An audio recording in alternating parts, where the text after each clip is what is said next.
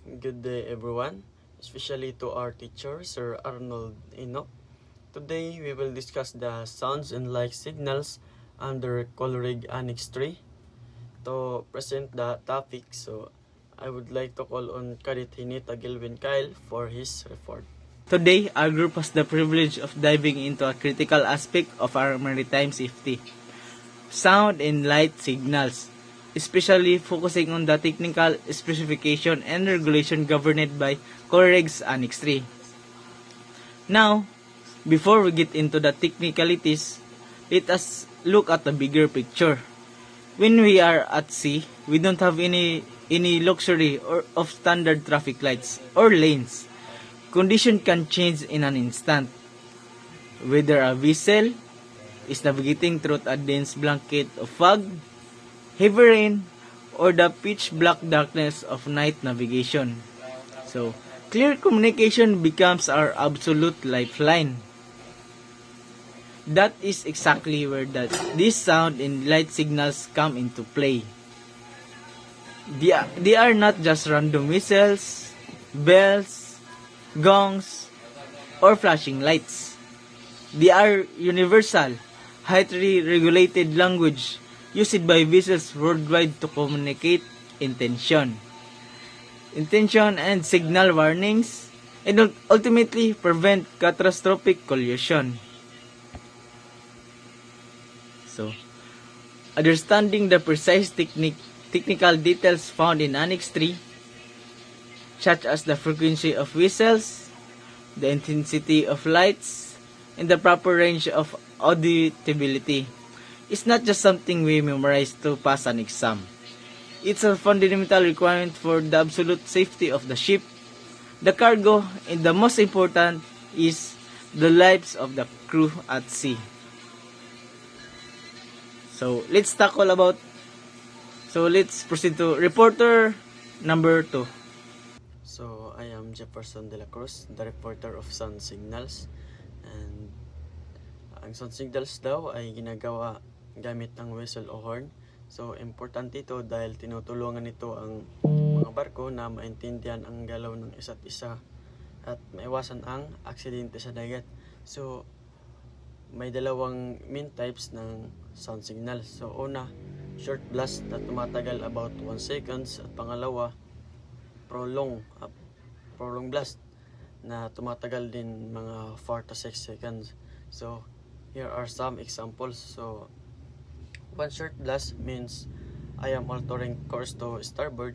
Ibig sabihin, ililiko ko ang barko sa kanan.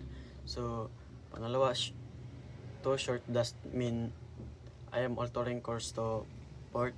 So, ibig sabihin, ililiko naman ito sa wala.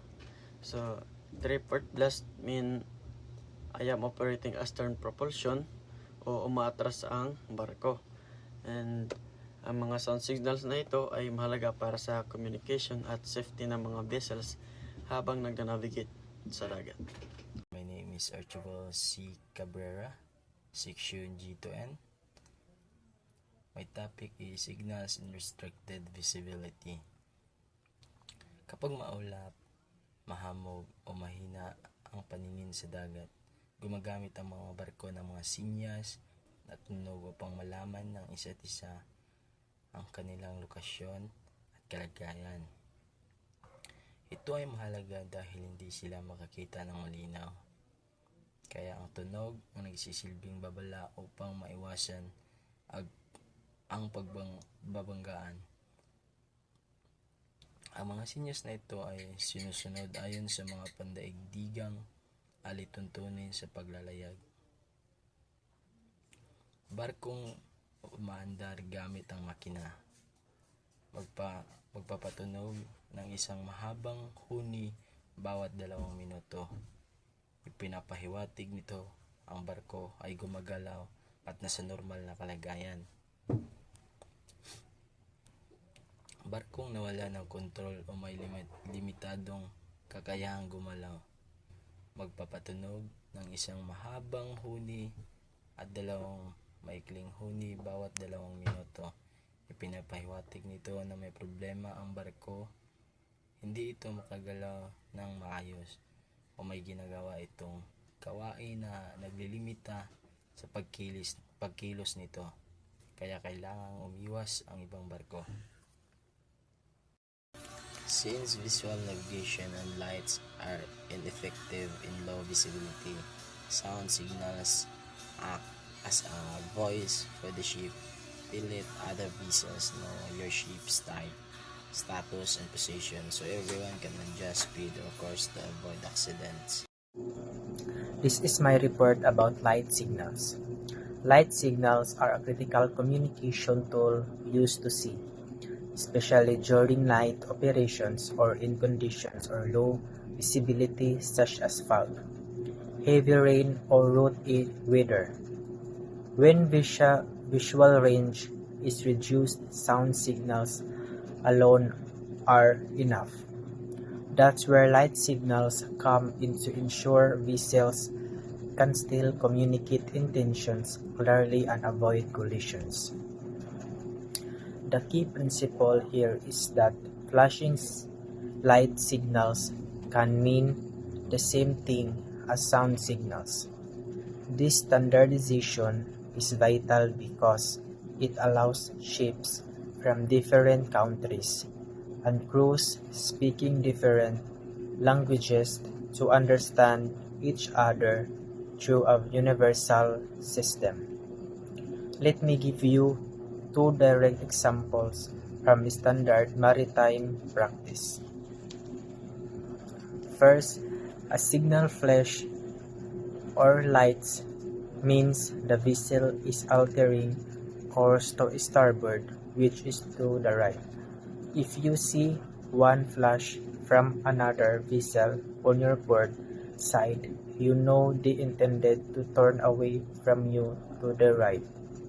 Second, two flashes indicate the vessel is altering course to port or to the left.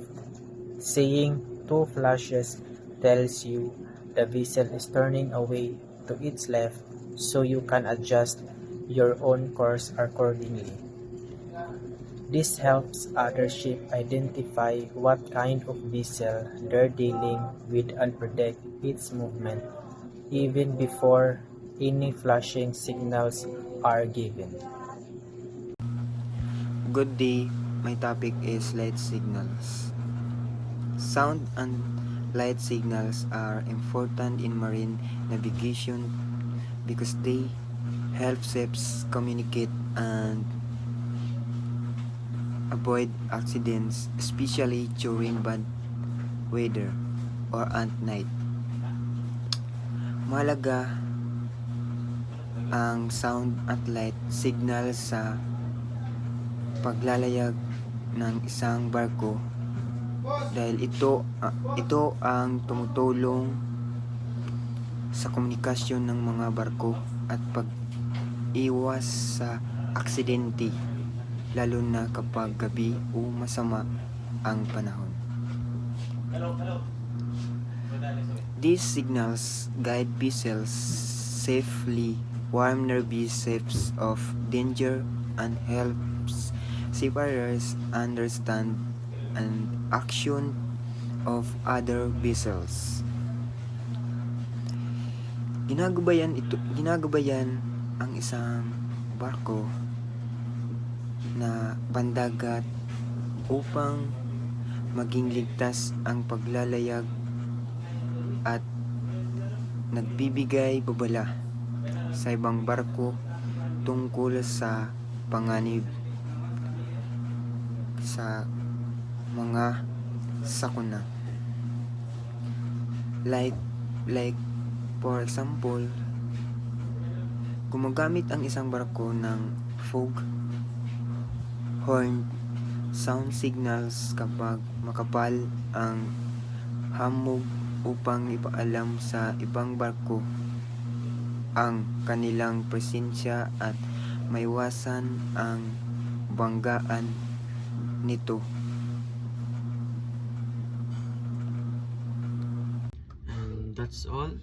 Sana po naintindihan niyo po yung report namin about the sounds and light signals under the Colorig Annex 3. So, yan lang po. Maraming salamat po.